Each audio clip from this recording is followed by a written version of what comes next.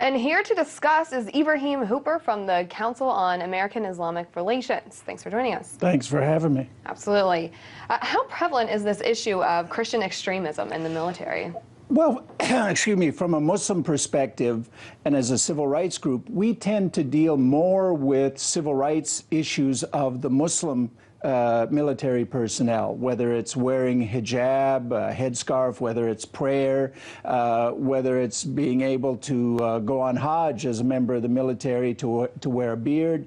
But we do on occasion get these reports of proselytization put forward by other military personnel. So it is an issue, but I wouldn't say it's one of our biggest categories of work.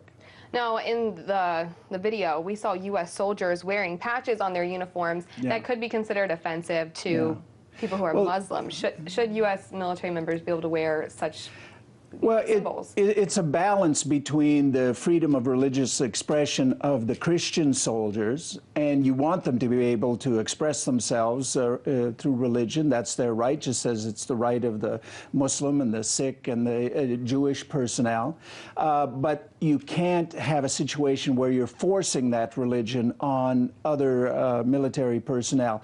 And, you know, as they say, there's no atheists in the foxholes. When you're in the military and you're in combat, religion is an important thing to you. But you shouldn't be in a Muslim country pushing your particular faith on people that you're supposedly there to help. You shouldn't have overt religious symbols on your weapons. I mean, just as a common sense kind of thing, that's not something you want to do. We wouldn't recommend it for Muslim soldiers. We wouldn't recommend it for anybody. But as I said, our main goal as a civil rights organization is to make sure that all military personnel, whatever their faith, have the ability to express themselves, to practice their faith.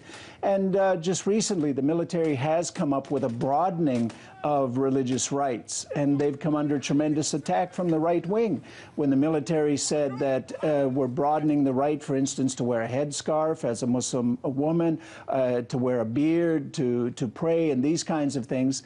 It's not total freedom, but they've broadened those rights. We actually congratulated them on that. But this issue of proselytization and offensive religious symbols is one that we've dealt with in the past. Well, a lot of people have expressed concerns about the Crusader subculture. Is that something we should be worried about? Yeah, we've seen that on occasion, too, with certain patches.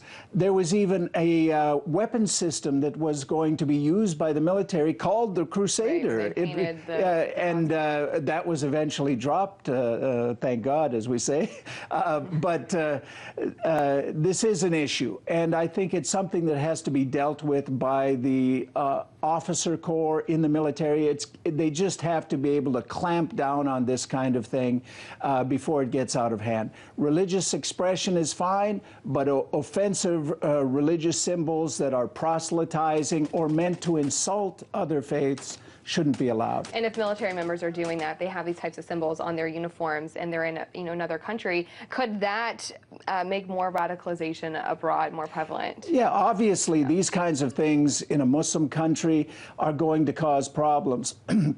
We saw the situation where soldiers, for instance, urinated on corpses and videotaped themselves doing that, where other kinds of desecrations of this type have taken place. There was in Afghanistan where they were burning Qurans, even though they said it was accidental, but it ends up on video, and it's counterproductive to American interests and image worldwide.